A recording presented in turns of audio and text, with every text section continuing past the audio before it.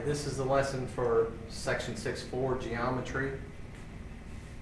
First thing, make sure you're getting the theorems from chapter 6 copied down in your binders.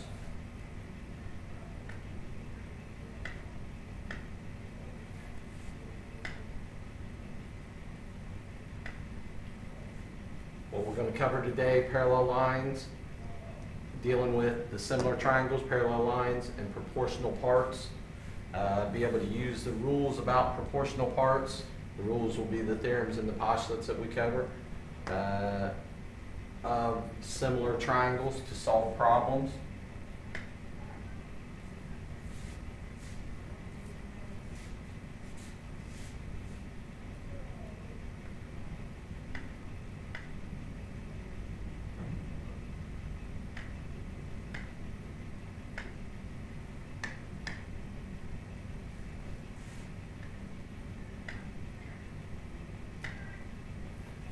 First theorem, the triangle proportionality theorem, deals with if we have this picture, and we've used this picture a lot, and you know that these two segments, or those two lines, are parallel, then instead of have to split up the triangles and set up a proportion, what you can do is just look at the parts that the parallel lines split this side and this side into. So we can set up the proportion that segment AB compared to segment BC, so this part compared to this part, will always equal the other two parts on the other side, on this side over here, compared to each other. So segment AD is congruent to segment, or I'm sorry, is proportional to segment DE. So AB over BC, AD over DE. Use that, and you can set up that proportion instead of have to split off the two triangles. But this only works if these two sides are parallel, if these two segments are parallel, and it doesn't work if you're trying to find one of those two segments. Then you would still need to split off the two triangles.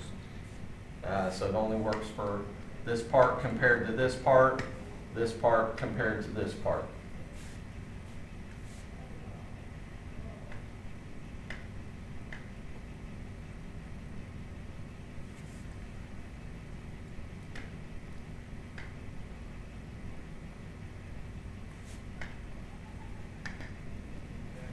This slide just explains what we were just going over with the triangle proportionality theorem.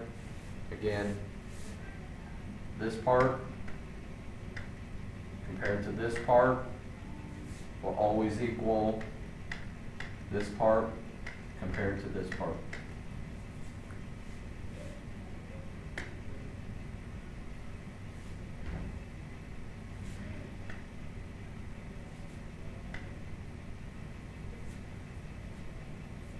Second theorem is the mid-segment theorem.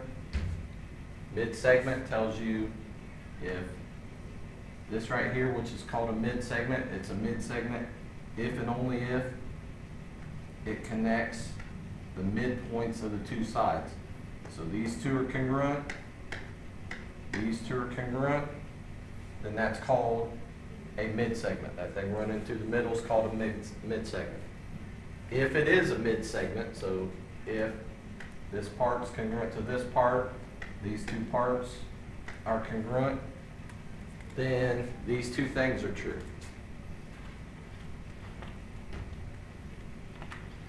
So the midpoints hooks the two midpoints. The second thing is the thing that we're going to use a lot. If you have this, these two, the mid-segment is always going to be parallel to the third side. So those two will always be parallel. And what we can do from that, if this is a mid-segment, then that mid-segment is always going to be half as long as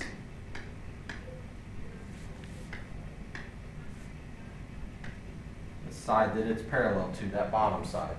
So if that's a mid-segment and this part is 10, then this bottom part would have to be 20.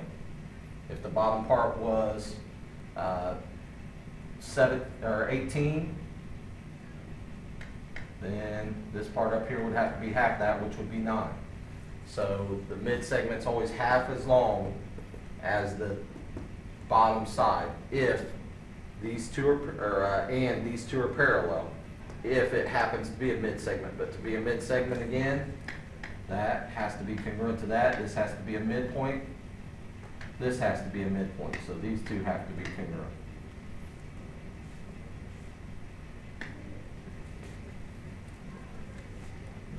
Third theorem, if you have parallel lines, if you have 3 or more parallel lines, then what happens? I'm going to call this A, this segment right here B, this segment C, this segment D. If these 3 lines are parallel, those parallel lines always cut the transversals proportionally. So A has to compare to B the same as C compares to D. You can set up that proportion and cross multiply and solve. If once you know numbers or variables that actually fit in there, and that's always going to be true. So A compares to B the same as C compares to D. The other way you could set it up, you could say A compares to C, so we're going to cross this way, the same as B compares to D. You'll notice if you cross multiply with either one of these, here if I cross multiply I get A times D. If I cross multiply here I still get A times D. B times C, B times C. Still ends up giving you the same thing. So that, again, this is for 3 or more parallel lines with two transversals cutting them.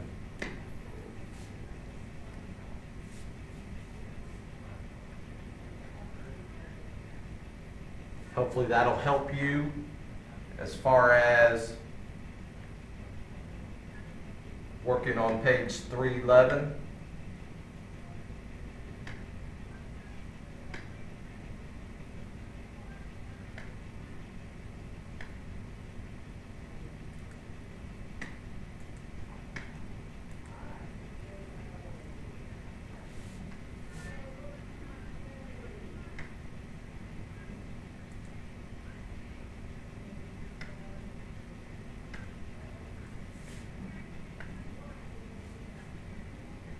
So on 311, you just use those theorems, try to figure out the problems. Some of them, like on this one, these two are still if LW is parallel to TS, you might still need to split up the 2 triangles and solve it the way that we've been doing for the last few days.